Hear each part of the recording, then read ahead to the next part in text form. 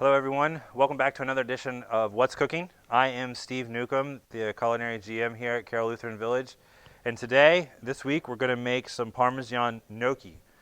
For those of you that don't know, gnocchi is a pasta that's actually made with mashed potatoes, with flour and egg also, but we've added, you're going to use some mashed potatoes there to give it a nice light, fluffy taste. Today it's really simple. We don't have very many ingredients, but we're first going to start off with just putting some butter in our pan. We're going to let that get hot with a little bit of garlic.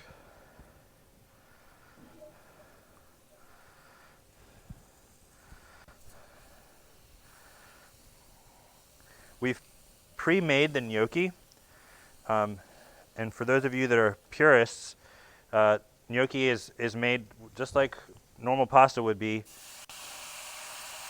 with egg, some oil, flour, but then we're substituting that mashed potato in there.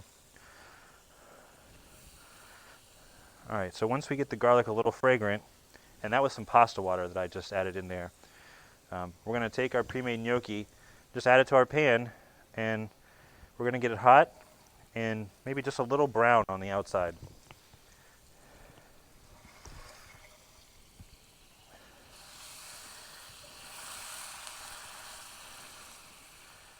All right, we've got it a little brown. We're going to add some thyme.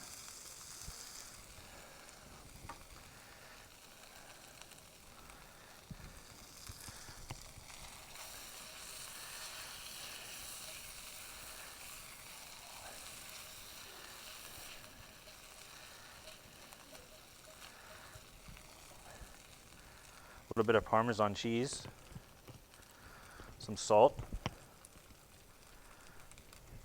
We're about ready to serve.